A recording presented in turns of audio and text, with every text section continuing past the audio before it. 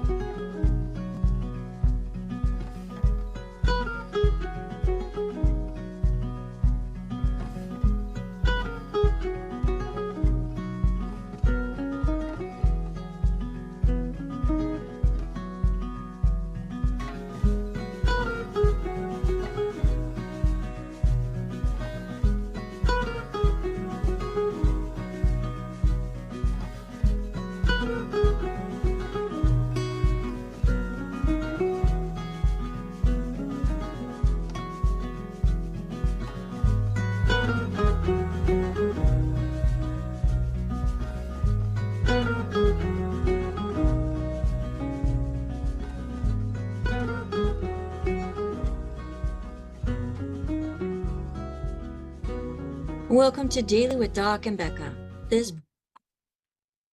Hello, everybody. Let's go ahead and open up the Zoom meeting to everybody in the waiting room and everybody that is watching the live stream. And folks, if you would like to join us here in the live Zoom as part of our studio audience, you are more than welcome to do so by going to zoom.dailywithdoc.com. Again, that is zoom.dailywithdoc.com. So hello, everybody. Welcome, welcome, welcome. Thank you so much for joining us here in this empowering hour that is bringing more information to put into your toolbox as to the importance of nutrition and what you can do and how you can do it using the proper nutrition to create a better health journey. Now, if you were invited by somebody specific, we want to make sure that you get back with them. They are your first point of contact. Actually, consider them your life source when it comes to getting the nutrition that you need. Because if they referred you, chances are they are one of our amazing community of health coaches, health advocates, people that just care about people who refer people because they care.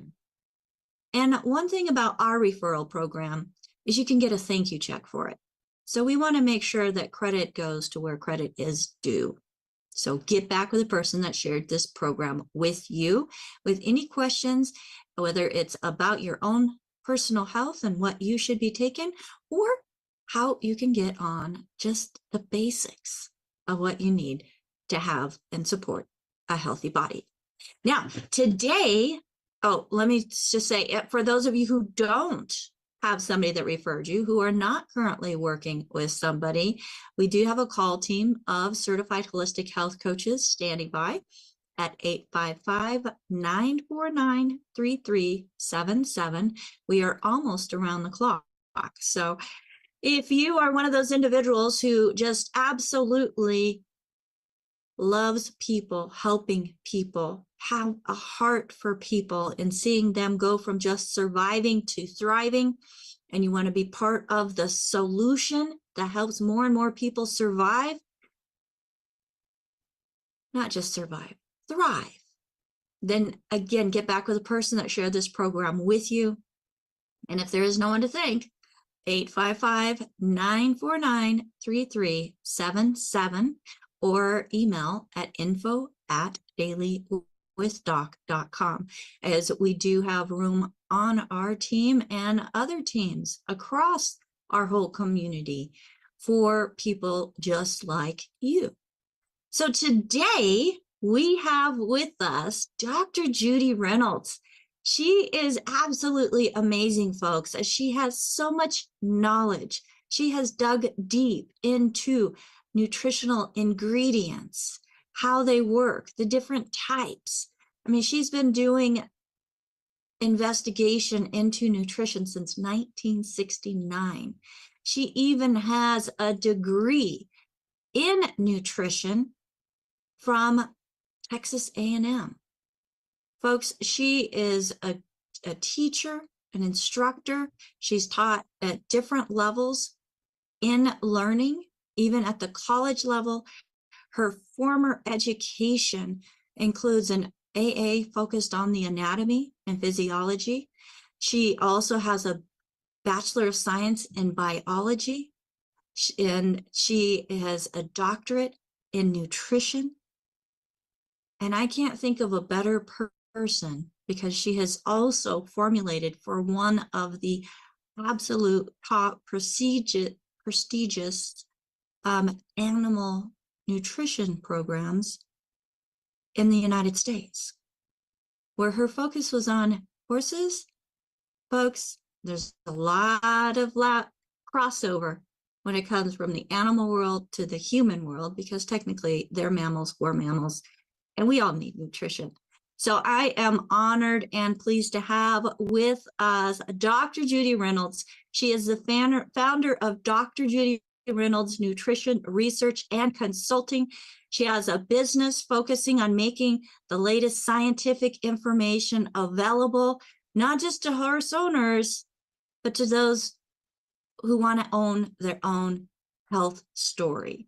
So folks, help me welcome Dr. Judy Reynolds. Dr. Judy, thank you so much for being here with us and just bringing more knowledge, so that, I mean, you have so much knowledge in your head that you've got to share it with somebody. So why not share it with us? And today we're going to dig deep into the bones, folks. We're going to also talk about how, as individuals, metabolize calcium in and out of the bones. So, Dr. Judy, thank you again for being here with us, and give us just like an introduction about, because I have heard from another doctor who's been very active and doing videos and such, saying that there isn't even calcium in our bones, which I told Dr. Wallach that, and he said she should go to jail. So give us your take on that. Hi, Becca. Thank you for inviting me. Last time we did have interest in talking about bone. And so that's what we're going to do, bone and calcium. And I've got some slides and some other things in a minute. I've got a couple review things too. But first, I want everybody to just sit and think for a minute. Our bodies consist of trillions of cells. We also have at least 10 times more than trillions of bacteria that are in with us, helping us. Microbiomes all over on our skin, in our eyes, in our mouth, in our digestive system. And all this is this huge, amazingly complicated system that we call our bodies. Okay. And the main purpose of that body, obviously, is we've got to keep going. We've got to have energy for just about everything we do. We have to have energy to breathe, energy to chew, energy to walk around, extra energy if we happen to do some kind of athletics. Whatever we choose to do in that respect, we've got to have energy for that. And so a main function that I work on is nutrition, the science of the nutrients and the foods that our body needs. But really, what is all that for? Those foods are actually very large molecules. And within those molecules, there are bonds that hold smaller molecules together. And when those bonds are broken, each one allows energy to be released. And then our body has a way of trapping that energy and using it for all the different things we need. We also get protein, and we use that to build and repair our body. All these kinds of things are happening all the time. And it's an absolutely amazing thing. When we think about movement, we're thinking about the bones and the muscles. And we know that there's this whole system where we have the bones, the hard part, and then we have the muscles that can expand and contract, and that way we can move the bones. But most people, when they think of bones, they think of what you see in an animal that's died and everything's gone but the bones, and it's a very hard thing. So that's what we think of for bone. But realistically, actually, bone is constantly living, constantly changing. And if we think about an infant, they will exchange all of the bone in 1 year. If we think of an adult, it's maybe 5 or 6 years.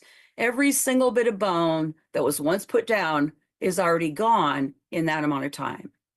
So bone is extremely dynamic. And I'll, with the slides kind of go through. I like to do the slides in this case because a lot of the terms, you're not gonna be able to figure out necessarily what I'm saying. There are a lot of medical terms and things like that. And then the other thing we need to keep in mind is calcium. And yes, there is calcium in bone. Calcium is the #1 mineral in our body, and 95% of the calcium in our body is in our bone. The rest of it is in our blood, and some of it is bound to proteins, so it's fairly stable in that respect. Some of it it's in what we call a pool, and it can easily go back in and back out of the bone. And that's crucial because calcium helps us do almost everything our body does. Let me do this now. I'm going to read a list, and this is from Dead Doctors Don't Lie. And this says some of the things that can happen if you don't have enough calcium. Okay, obvious one: osteoporosis, dowager's hump, lordosis, compression fractures, spontaneous fractures, receding gums, osteomalacia, osteoarthritis, degenerative arthritis, ankylosing spondylitis. That's a fun one where your bones have all kinds of holes that they're not supposed to have. Hypertension, high blood pressure, insomnia, kidney stones, bone spurs, calcium deposits, cramps and twitches, PMS, sciatica, low back pain, Bell's palsy, where one side of your face starts to droop, tinnitus. A lot of people have heard about that lately, where you have a ringing in your ears. Wallach's vertigo. That means that your system that keeps you understanding where you are in your environment isn't working, and vertigo is horrible if you've ever had it, because it makes you sick to your stomach. Trigeminal neuralgia. The trigeminal nerve is a nerve, one of the cranial nerves. Spinal stenosis, nutritional secondary hyperparathyroidism, osteofibrosis, tetany. That's where your muscles don't move. Panic attacks, elevated blood calcium, prolonged clotting time. Okay, that's a list of about 150 different diseases or disorders caused by not enough calcium. So you can imagine not getting that calcium is where we have to start when it comes to minerals and having our body healthy. Okay, again, the calcium makes up the majority of the bone. And basically, what's happening with the bone is we think of the bones as making us able to stand and run and do all those things, again, using our muscles. But the bone is also that storage space that allows us to have calcium available for all those other things. Blood clotting, all these other things that calcium is going to do. And also remember, I'm not going to talk a lot about this, but the bone, the marrow of the bone is where blood cells are made. So when we start having irregular or bone that isn't shaped correctly, we're not going to be able to have our white blood cells to help defend us, our red blood cells to carry oxygen, our platelets for clotting. All of these things are crucial. So a good place to start in anatomy and physiology is what's going on with bone and what's going on with calcium. Okay, any questions? And I'm going to pull up some slides here. Marilyn, with just a nod of your head, do you have a question related to what has been spoken already? Just nod ahead, yes or no? Yeah, okay, go ahead and unmute. And what is your question? Well, it was just about calcium. I just wanted to know if you already have a calcium deposit, how to get rid of it from excess calcium. Okay, the bone does that. The bone takes it in and gets rid of it. Takes it in and gets rid of it. But here's the biggest issue we have with calcium. You have a normal blood value of calcium, fairly narrow range. As soon as it gets a little higher than that in your blood, your doctor is going to tell you, stop eating calcium, you've got too much calcium, you're having all these problems with, and don't eat calcium, which is the opposite. Because what happens is, if you need calcium somewhere else in your body, it automatically comes out of your bone, and it has to go through the blood to get to that place. So when you draw blood and you have high calcium, it's telling you your whole body is deficient in calcium. And the thing there is, everybody, I mean, I think the estimate is 80% of people who are not specifically supplementing, like the types of programs that we have, 80% of people are calcium deficient just because of the typical diets. And so we have an issue that's extremely important, and it's being reversed when they say don't eat calcium, when what you really need is more calcium. So that's the issue that we really deal with. Make sense? I mean, if anybody's been to a doctor and had their blood drawn and their calcium was 0.1, 1/10 higher, like if it's supposed to be 10, a unit of 10, and it's 10.1, they're going to start telling you to reduce calcium. And it's just the opposite of what needs to be done. And it's just because of a misunderstanding of how bone is formed and how calcium is used in the body. The more calcium will reduce the existing calcium stone, right? Okay, the point of calcium stones is there are other issues happening there. But yes, low calcium does lead to stones in kidneys, and those types of, I mean, it seems weird. That's the problem. That's why doctors don't understand it. That's why people don't understand it. But as I was talking about, and you know, for the ones who didn't hear some of these previous lectures that I've done, it's hard to, you know, tie it together. But what I was making clear earlier in one of the lectures with calcium is that we have to keep our pH, which is the amount of hydrogen ions in our blood, has to be kept in a very narrow range, because our blood is where our oxygen comes from the lungs, carbon dioxide goes out the lungs, wastes go out from all the cells into the blood, and then food goes from the blood into the cells. And all of that is pH balanced. So calcium is what's called a buffer, and it can be pulled out of the bone quickly, go into the blood, and keep the pH correct. But while that's happening, you've got a little bit extra calcium in the blood from what normal is. So it's not as simple as eat more calcium, have higher calcium in the blood. Make sense? I mean, So So calcium, is it the main reason that keeps the pH balanced?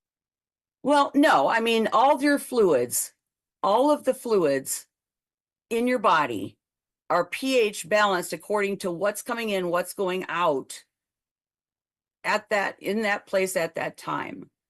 And we, you know, if we're thinking, now we're talking about the blood here. So remember, the blood is going to go to the lungs and back to the heart, and that's going to go to the body and back to the heart. And during all those things, we've got things like oxygen, carbon dioxide coming and going, and all the different foods. right? All that stuff is going on, and the pH is changing in a lot of different places. But what pH does is it affects the movement from things like the lungs to the blood. It all is affected there's either diffusion where it just goes through the membrane with no problem, or there might be a transporter, a molecule that has to help. But it's all based on pH. And just to make that clear, for if people aren't familiar with what pH is, the molecule water consists of one H, two O's. Okay, H2O. When water ionizes, you end up with an OH and an H. H2O. That means, I don't know if I said that backwards. Two H's, one O. So what happens in water? A certain amount of the molecules of water will dissociate.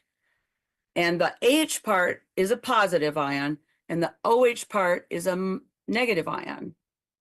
So in water, for every hydrogen, which is a plus, you have an OH, which is a minus. Okay?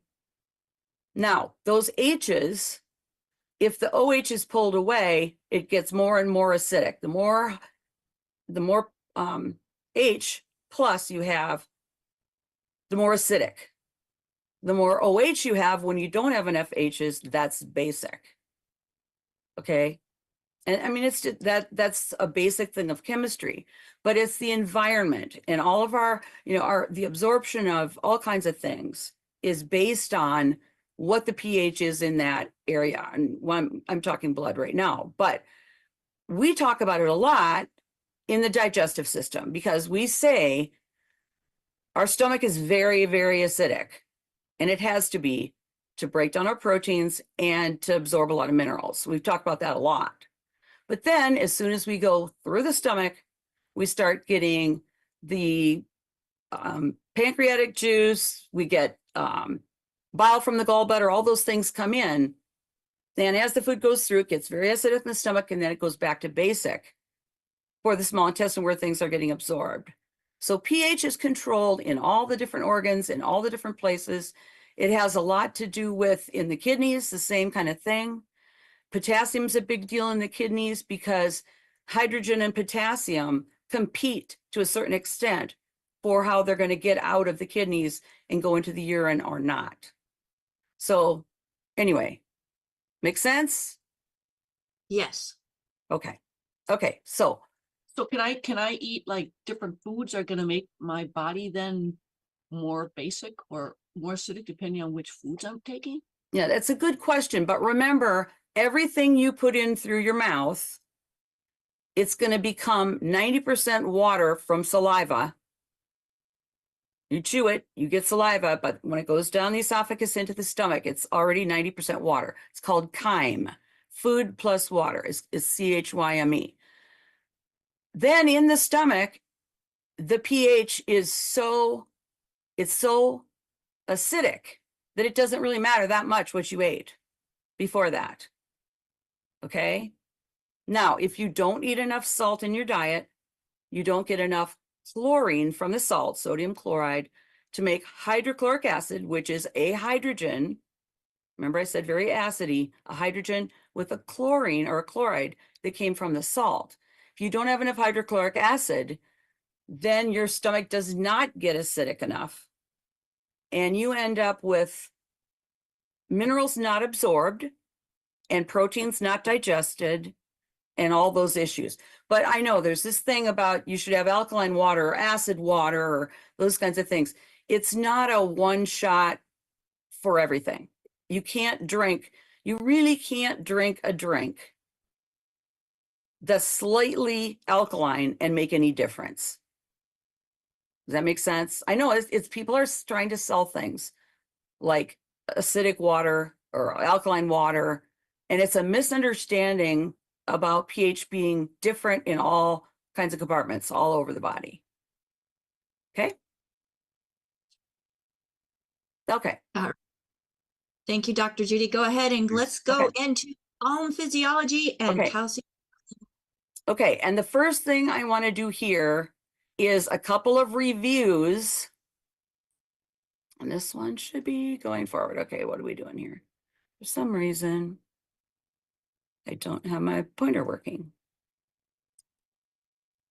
Should have tried that before I was talking that much.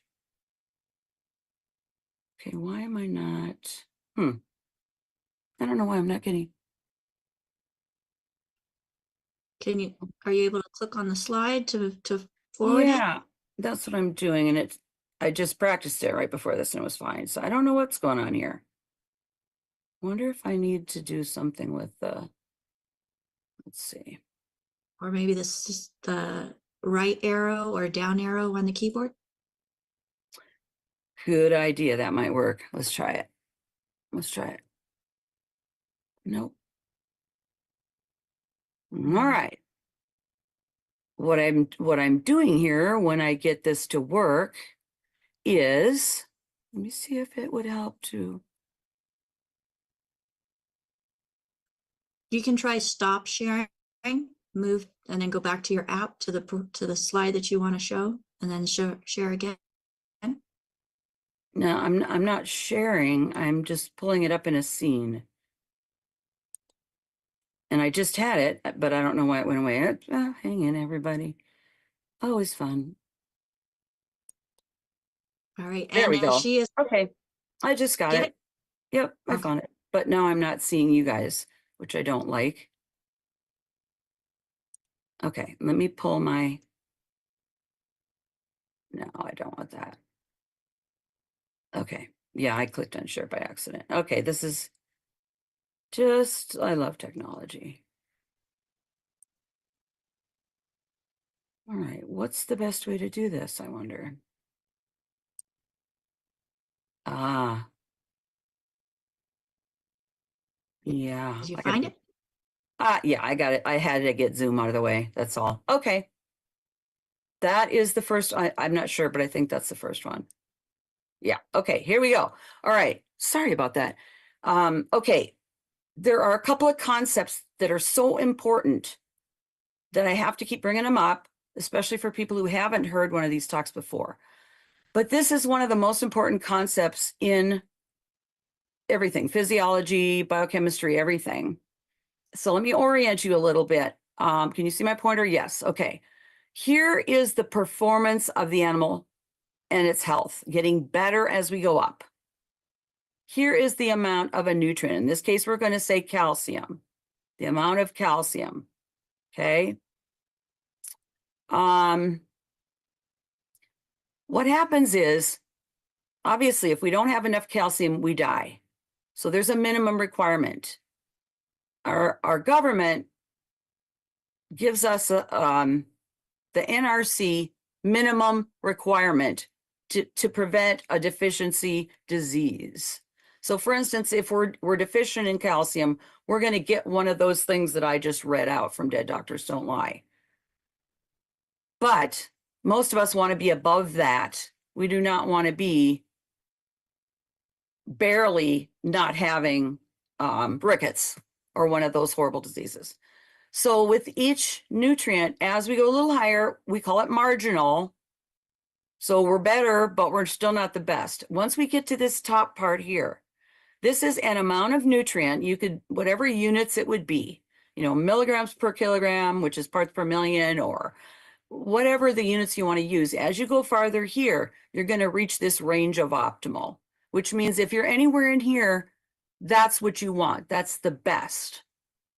But as you can imagine, everything is going to also be it can also be too much.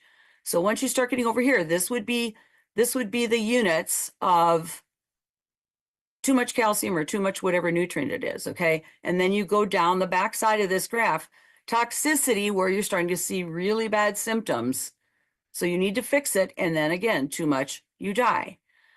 But we need to understand that this happens with every nutrient, because what happens is, and I've used the example of selenium before. Selenium is a trace mineral, which means very small amounts required. But when you first discover something and it is a toxin, okay, somebody's dying of it, it's bad, then people have a tendency to think, well, selenium is always toxic. And Dr. Wallach is the one who required the selenium to be put into the baby formulas. And it's also, required for cystic fibrosis and all these kinds of things that it fixes. But you had to fight the dogma of, oh my gosh, selenium toxicity has killed. Basically, there's a lot of selenium in the soil out west, and animals would graze on plants out there, and they would get a toxic amount of selenium. But now we know we need to keep selenium right in here. And when I was formulating animal feeds, we always had a specific amount, and it was one of the main things we made sure we got enough of, because there are so many things that it's required for. And one quick thing here to help that make a little more sense. All of you have heard of arsenic, right? Arsenic is considered to be toxic. The famous thing is arsenic and old lace. Someone wrote the story about women killing their husbands with a little bit of arsenic every day or something like that. It was a classic story. But arsenic is just like the rest of these. The only thing with arsenic is it's needed in super, super, super low amounts. And it was shown to be required for blood cancers, for leukemias, decades and decades ago. And it's been proven in animals. And that's one of the things that people are still trying to cure. And one of the things that needs to be considered when we're looking at those types of disorders. So again, we have to get this in our minds that each nutrient, there's the right amount, there's not enough, the right amount, and then there's too much. Okay, good concept-wise? Question? Okay. This one, again, don't panic. All I'm doing here is this, when we were talking about the water-soluble vitamins, I bring this up because, again, what we do in metabolism is we break the glucose, the amino acids, which are protein, and the fatty acids all into energy. But look at all the B vitamins you need to do that. So this is a huge use. Talks about how complicated metabolism is. So all those things have to be in the right place at the right time. Now, when we go to minerals, we have a little different way to look at it, but it's the same concept. The minerals interact with each other. This mineral wheel was found in ag textbooks before the 1900s. I've got some real old ones. And this thing's been around forever. But what they did is they took research studies, and then they would say, okay, if you have calcium and you change the amount of calcium, which minerals will that affect? And you can see calcium affects almost everything. And so they just plotted these all around. But what this shows is when people go and try to just go to the store and someone told them they needed one mineral, they're going to go buy that mineral and take it. And they just messed up every single relationship that mineral has with all the other minerals. And I didn't count how many are on this wheel, but it's not 60. And we know we need about 60 minerals at least. So this is why it's so important that we have a balance in our diets. We have to have all the essential nutrients, and they have to be balanced in their diet. So I had an example for vitamins, and here's an example for minerals. Okay, those are concepts again. And now, quickly before we get to calcium and bone, I'm going to talk a little bit about vitamin D, because vitamin D is also essential for bone. So, and these slides originated with horse talks. So I do feed food, all the same things in people and horses, unless I say that it's different. So if you're, a way to get deficiency of vitamin D is if it's not put in the feed, or the feed is stored too long, 1 or 2 years for horse feeds, and they're not out in the sun, because the sun helps us make vitamin D if we have enough cholesterol, which is another fun story. Anyway, you have decreased vitamin D if not eating enough for some reason, whatever that reason is. If there isn't enough food, other horses are chasing them away, or in the case of children, they just don't eat a good diet.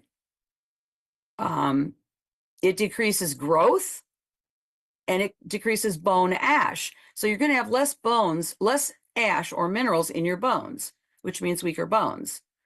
Now, the enlarged growth plates, bones grow, which I'll talk a little bit more about in a minute. Our long bones in the legs and things grow from the middle and from the ends towards growth plates. That's how our legs get longer.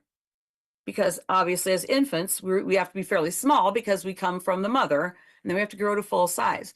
So that's what ends up happening. So these growth plates, they're supposed to be growing correctly, get enlarged and lumpy and incorrect. Emaciation means skin and bones, basically. And with a horse recumbency means they fall down, they can't get up. Okay, so this is vitamin D deficiency. Now, vitamin D excess, you'll notice some of these are the same. Feeder food intake and growth get decreased if you have too much. Performance gets decreased because bones are actually formed incorrectly. You have an increased resting heart rate, increased urination, potential seizures, and again, recumbency. So it's important to keep the vitamin D within that range of that optimal amount. Okay, now this is from a set of slides that I've been working through. And we've talked about some of the vitamins already, but I just wanted to put this in as we head to calcium. Minerals are elements, meaning they are one atom, like in the chemistry table. Carbon, hydrogen, oxygen, calcium, strontium, whatever, all of those. That's what minerals are. They're only one atom.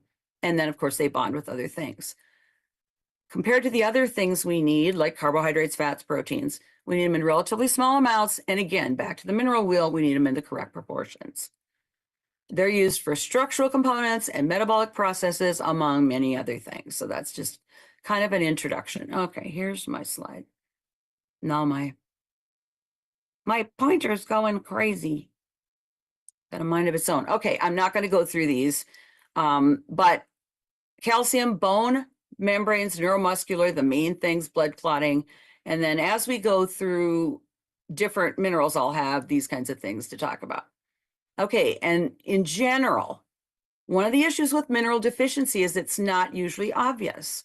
If 80% of the people are walking around with a calcium deficiency and they don't know it, then it's not obvious.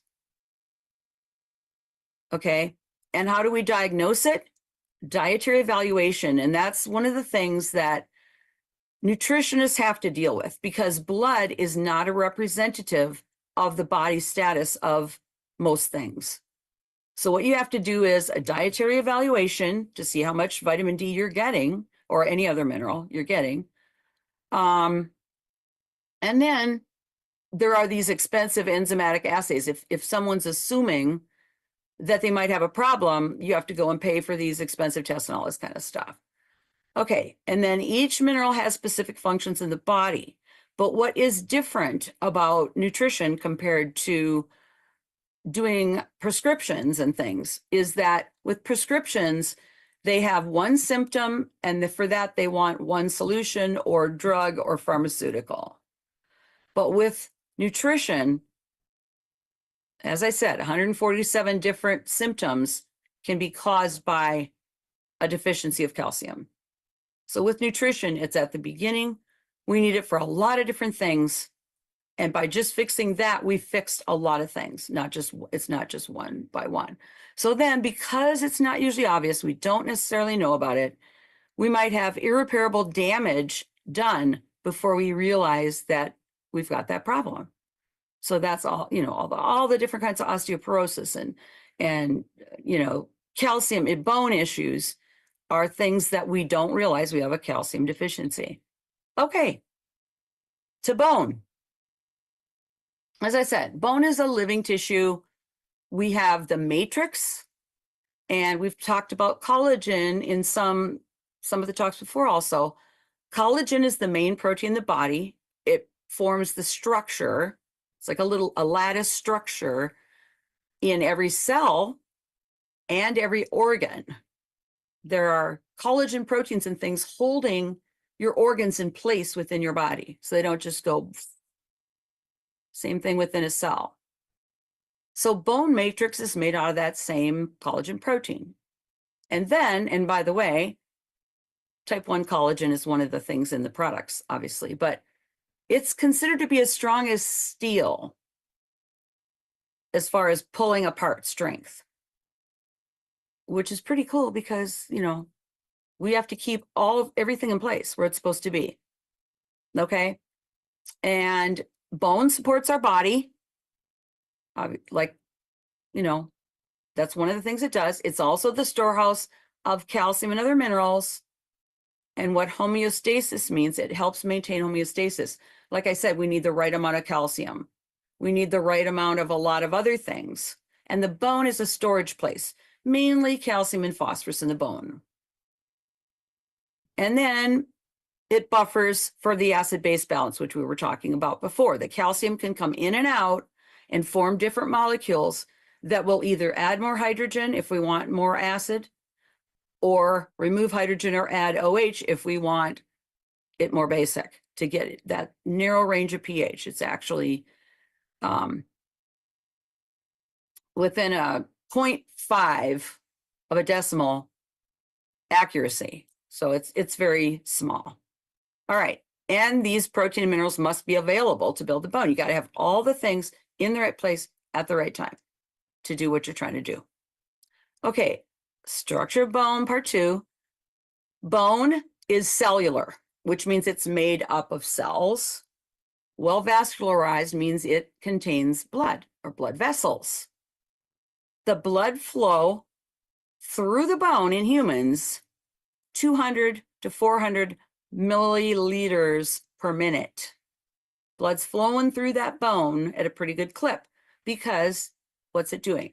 It's taking away waste and providing food to those bone cells because they're alive. Okay, so then throughout our lives, skeletal mineral is being actively turned over. And as I said, the calcium turnover rate, all the calcium is turned over in an infant.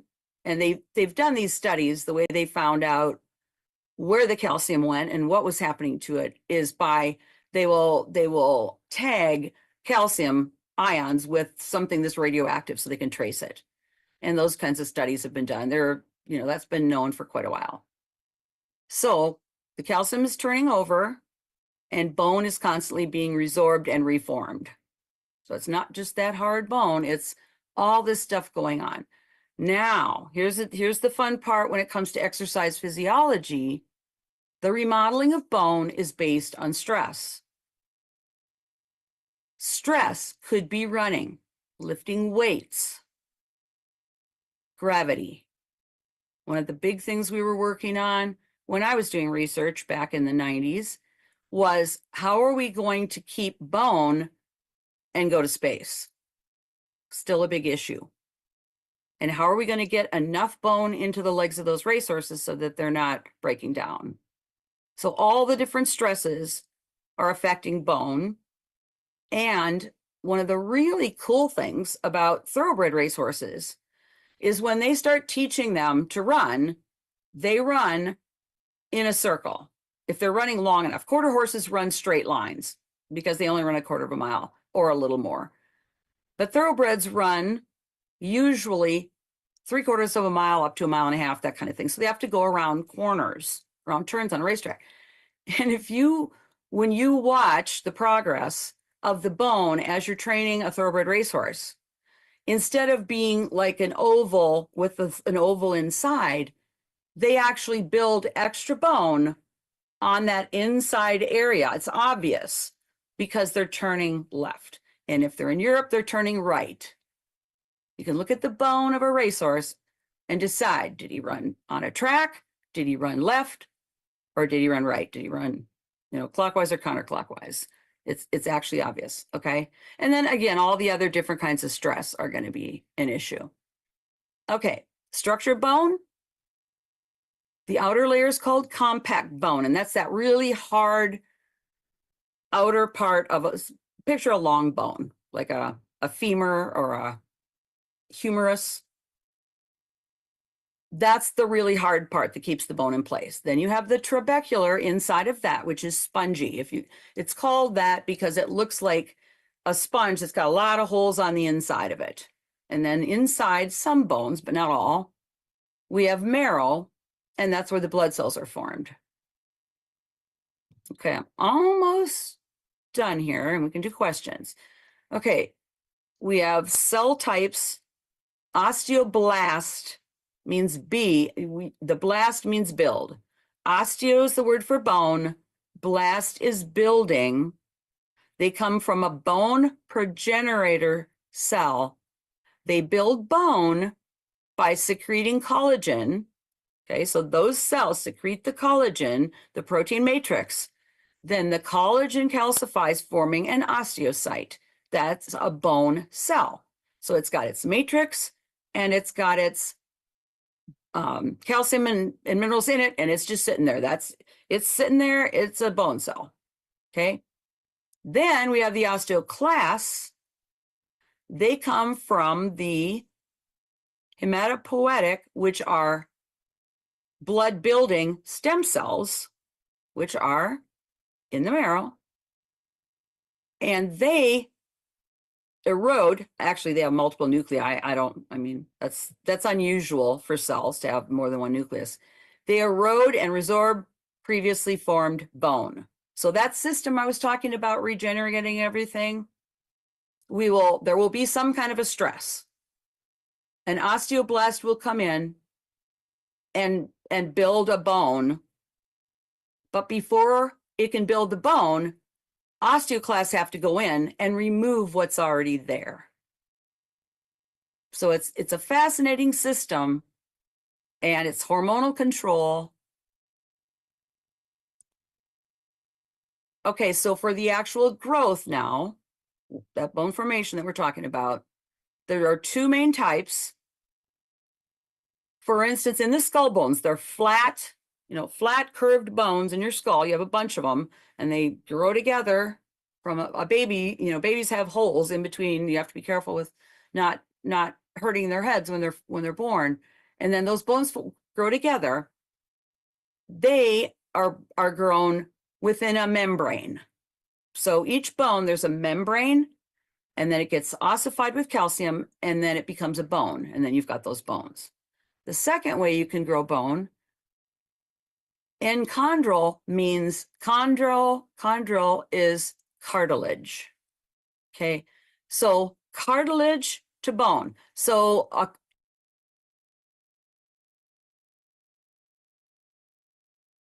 you have this long bone, and in the middle it grows, and then there is this epiphyseal closure site, or it's a break where it grows both directions, and then at the end of each bone, so you've got the center of the bone growing, the end of the bone growing. They both are growing to that plate, and in each bone, and I studied, this is one of the things I reported on, how old were the horses when those plates closed? And that happens with different bones in different parts of the body, an age range. It's under hormonal control, as I said, and the last site is going to be after puberty. So basically, that's what stops our bone growth. When we get to that point, the hormones kick in and they say, okay, you're tall enough. This is going to be the end here. Okay, and just the last one. Interestingly, lead and other toxic elements are also taken up by bone, and then they will get released. In some cases, that's a good thing because it's a detoxifying mechanism. There's a lot to that.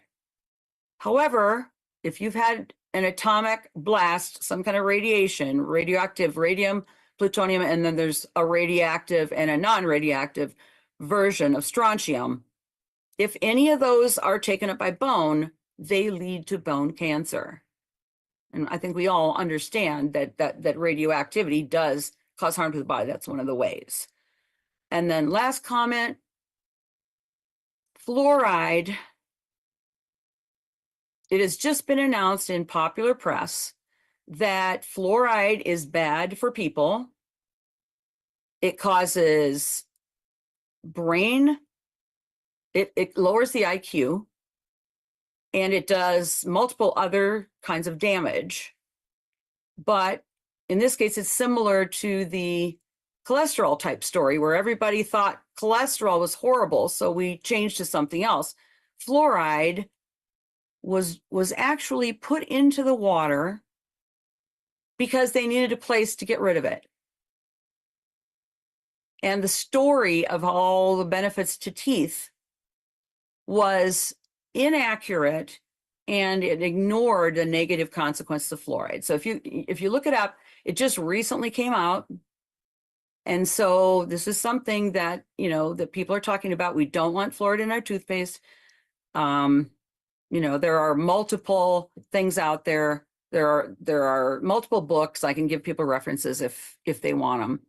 But it's a change. It's a paradigm shift. It's just like, we don't draw blood from people when they're sick like we did George Washington, our first president, and killed him because we thought getting rid of blood was a good idea when you were sick. We figured that out, not good. So, okay, that's basically what I have for slides. And if anybody has a question on one of the slides, otherwise I'll go back to, I'll put them away.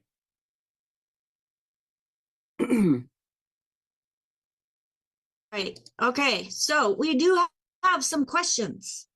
And one of my questions is, calcium has cofactors that's needed in order for the calcium to be absorbed deeper into the bones, correct? When I think of the term cofactor, I think of it, and it's probably both ways, but I think of it as, for instance, you need to have magnesium in the center of a chlorophyll molecule for the chlorophyll to work for photosynthesis. You need iron inside hemoglobin. Also, but I think what you're referring to is, we always talk about you must, when you take your selenium, you must take also some of these other minerals. Doesn't mean that they necessarily are hooked to each other. It means they're both required for the pathway, right? So cofactor can be, it just means that if you have something without the things that we call cofactors, it isn't going to work correctly. Right. So Right. like strontium is said to take the calcium deeper into the bones. And Okay. some of the common ones that Dr. Wallach has mentioned as being cofactors, you've got your magnesium, your phosphorus, your potassium, your strontium, your boron, and there's one more. All of these are in the osteofx, Right. which is part of the 90 essential nutrients. Right. So one thing that I really appreciate is knowing about calcium and the importance of calcium and these nutrients is they're part of the 90 essential nutrients. Right. That's the concept of the mineral wheel. It's the concept. Everything's yeah. 16 different minerals that were shared. Right. And I had a question with that. So those 16, are they more specifically related to being able to metabolize calcium? You mean the mineral wheel that I had? Yes. Yeah, no, what that is, it's just someone decided, well, let's see. I mean, this is way back in the 1800s.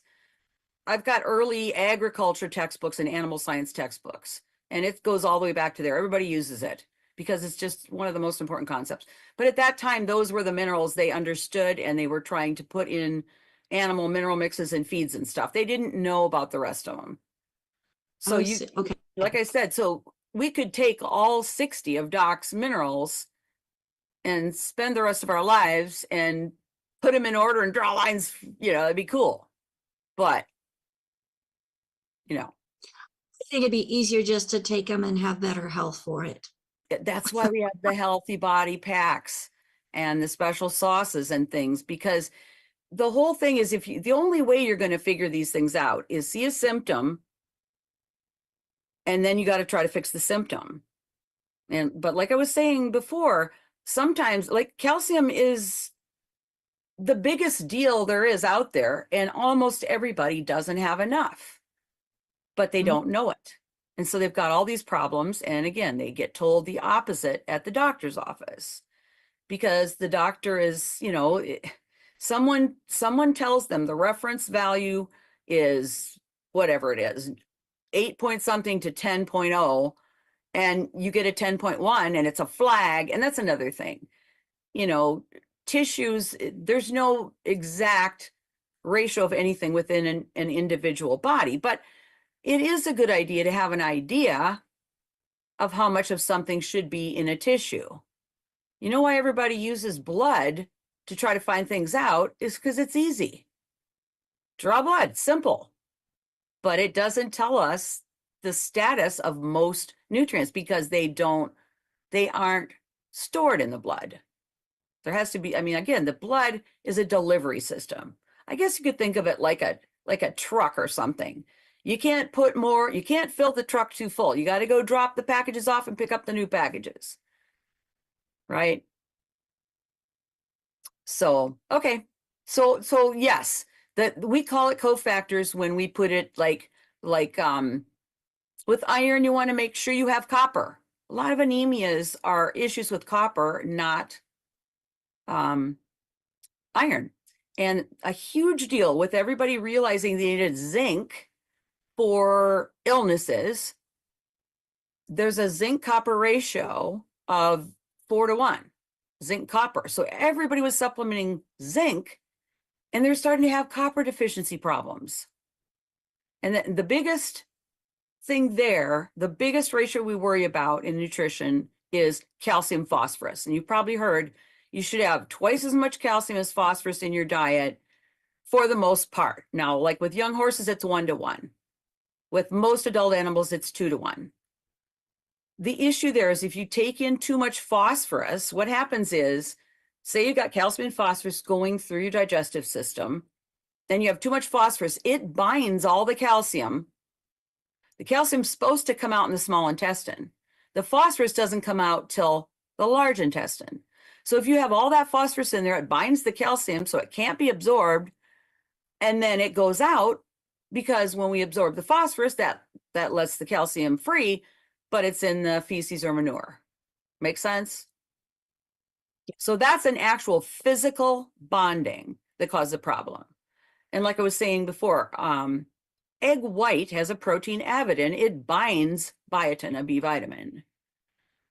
I was listening to one of Doc's audios, and they said a person would have to have 25 eggs worth of raw egg white to cause a biotin deficiency in a person.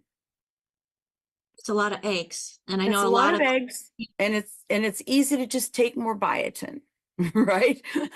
But well, and there- a lot of go ahead. people do ask about biotin. What products have biotin in them? Right. Because they're afraid if they're eating eggs, they have to supplement with biotin because it's depleting the biotin.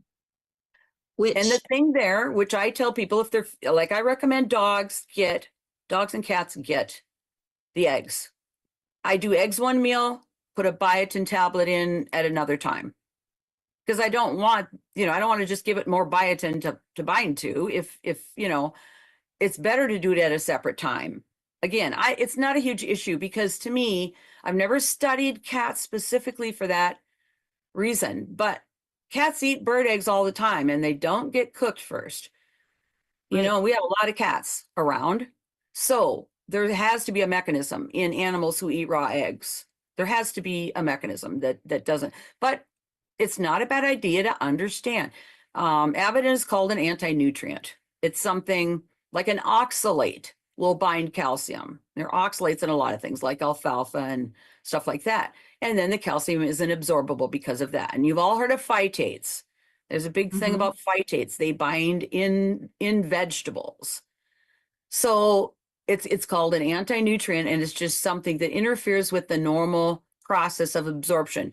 But it can be binding that actual nutrient, just literally taking it out of the picture, or it could be that it just competes for the same site that's going to move it into the blood. You know, there's a transport mechanism.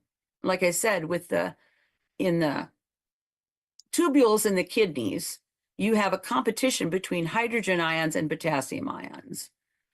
So you can affect your acid-base balance with potassium. Seems weird, but just one of those things. That can be a whole nother story because those that are on dialysis. Oh my gosh. Oh my gosh. Oh my Oh gosh. my goodness. Well, we only have 2 minutes and we do have some Sorry, yeah. questions here. Questions. Yep. One of the questions is, when a horse is bred from a stud, what are the characteristics the breeder is looking to pass down? So that is coming from YouTube.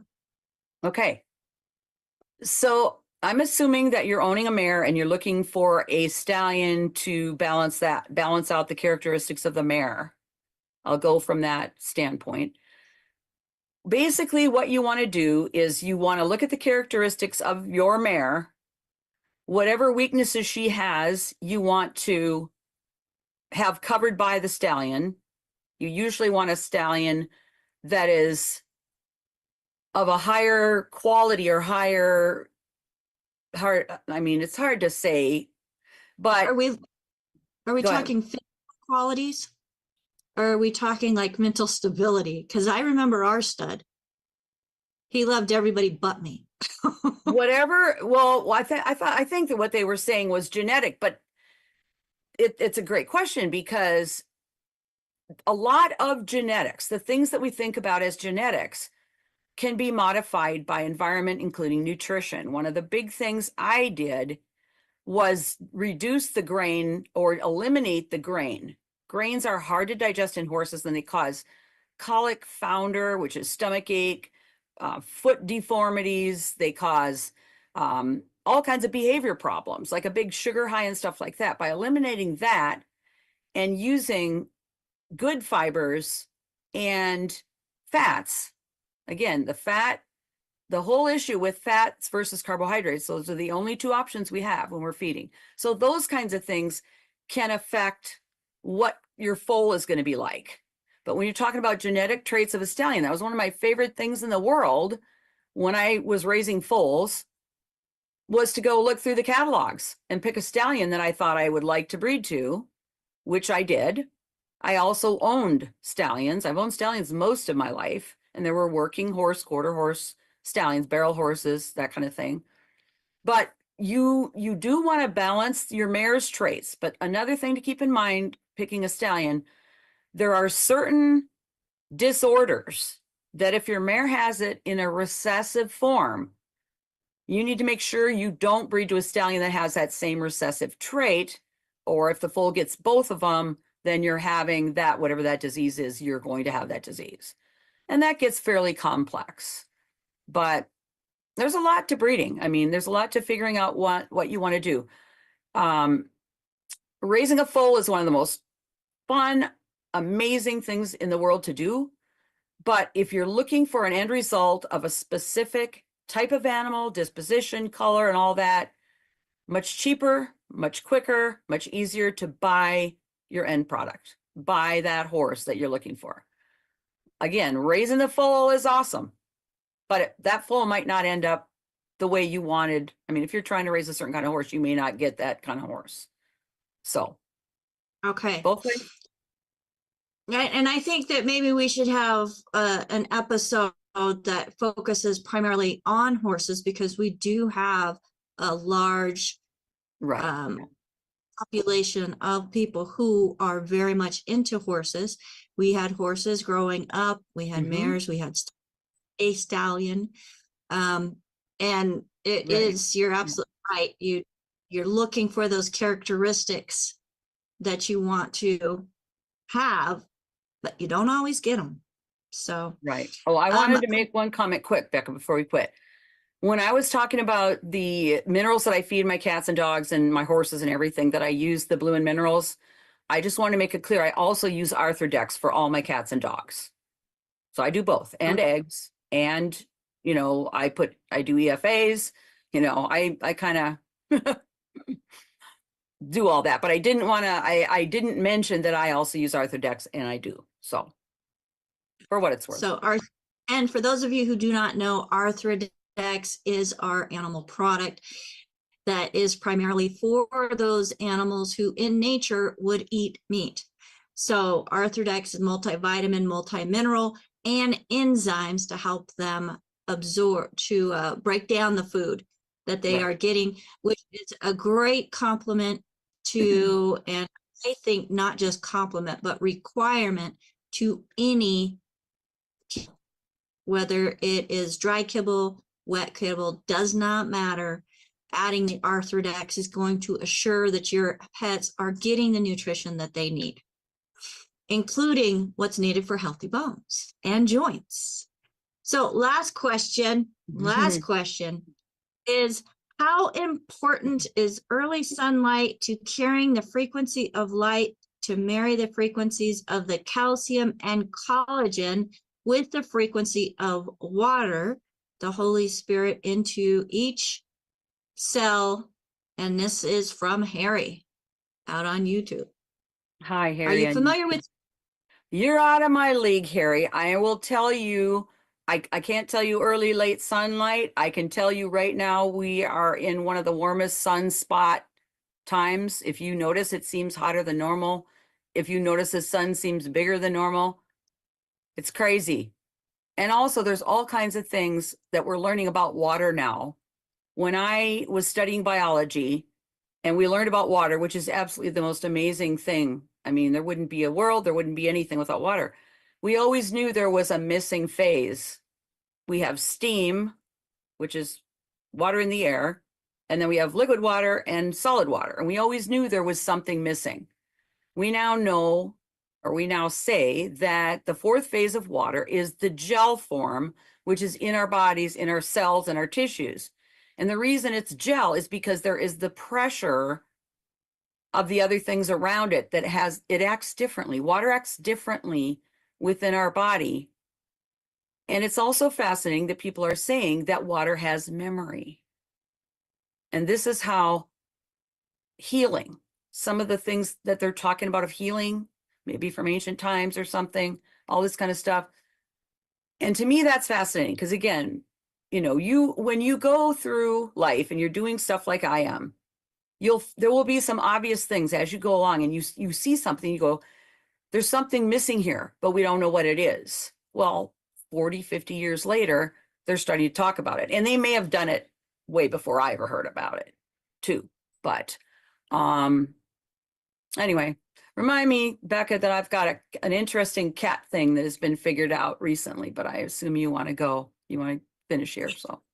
We are past the top of the hour. We will be doing an episode that is focused on animals, folks. And I think we need to do one with Dr. Judy and then another one with Dr. Wallach. So as she's going more into the technical side of it and Dr. Wallach is giving the recommendations, maybe we could have collaboration. Let's do it together. Let's do it together. Think about that one. That would be fun. Folks, that would be fantastic. Dr. Wallach's brain about some of the research and stuff that he's done, because I've looked up a lot of the books that I've got Dr. Albright's entire stack of books that Dr. Wallach learned from Dr. Albright at Mizzou. And I got that whole stack of books too. Anyway, you guys figure it out. We'll figure it out. We'll make it happen. Folks, thank you so much for joining us here on this episode of Daily with Doc. If I could get my co-hosts up, we couldn't do this without them, as they're bringing those questions in. They're making sure that the streams are going through. They're making sure people are getting into the Zoom room so that they could hear the live presentation and also ask their questions here in the Zoom. Folks, thank you again. This is an investment into yourself. And if it's not into yourself, then there's somebody that you know that you heard this program for. Share it with them. So if you are out on YouTube, Rumble, Spotify, Facebook, Brighteon, Truth, Instagram, X, and there's more that I'm missing, make sure that you let us know where you're listening to from. If there's not a way to leave us a comment, then please send us an email to info@dailywithdoc.com. Let us know where you are hearing our message, because we're also on Amazon TV, Apple TV, Roku. I mean, all these different places. Audible. Audible and Amazon Music. It's just, the list is going on and on. Because we believe in the message, we are investing into you and where you are listening to information. Folks, we do hope that you found some value in today's program. And remember, yes, your bones do contain calcium. It's very important, and too much calcium in the blood is not because there's too much calcium in the body. There's not enough. So Dr. Judy, once again, thank you so much. We appreciate you and your time and all of the work that you put into your presentations. We appreciate, and we be having you back again, folks. So make sure that you are signed up for our email list, and you can do that by going to dailywithdoc.com. Got to sign up for the email list, and we send out an email before each show letting you know who's going to be on and a link to the replay. And we also include links to products that relate to that show. So on the co-host list of people we have today, we have Ruth Ellen, who is my executive production manager, helping to keep everything streaming, pulling the Zoom and the graphics together. So those of you who are outside of the Zoom room see something that is been orchestrated and put together through the help of Ruth Ellen. And I'm going to go out of order here.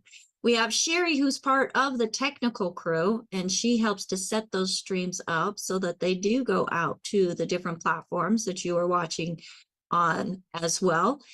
We have AJ, who's not on camera, but he then puts the information, puts the program on the shows that we don't do the actual live stream to, but we have people that are watching. So I want to do a special thanks to Sherry and AJ as well.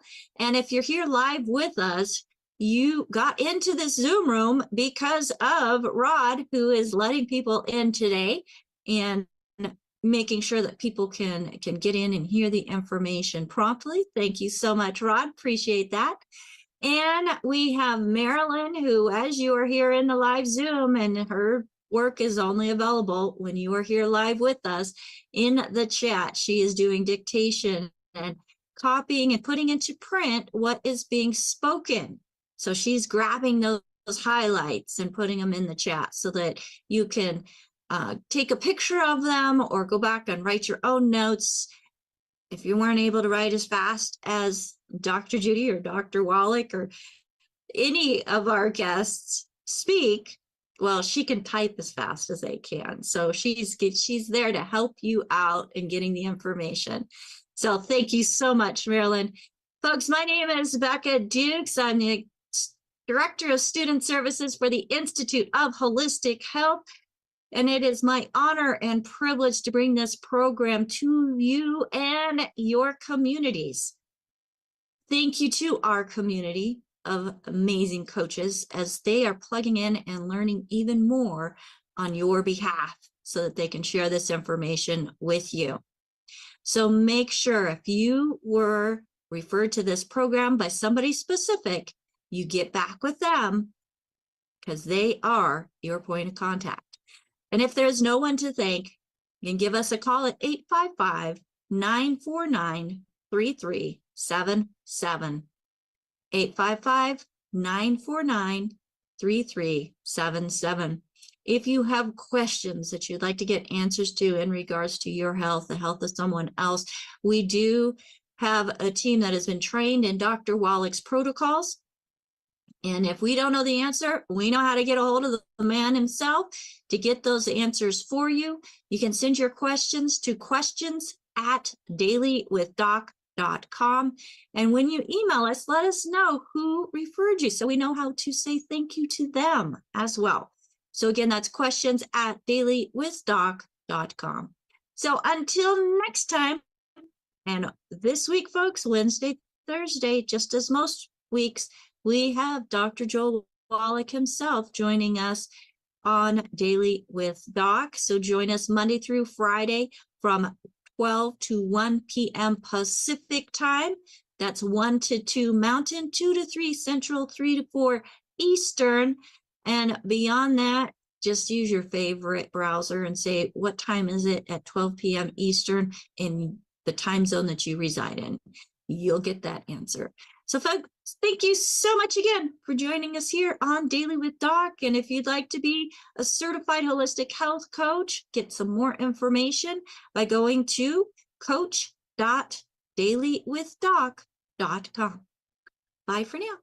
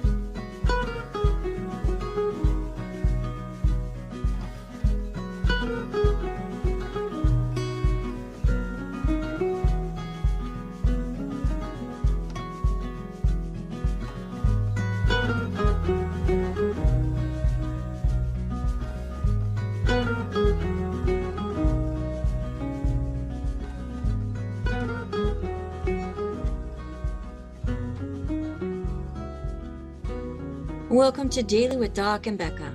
This program is for educational purposes only. The statements in this program have not been evaluated by the FDA. The content is not intended to diagnose, treat, cure, or prevent any diseases, nor is it intended to take the place of your primary care physician. Testimonials are shared as individual experiences of the individual sharing their testimony.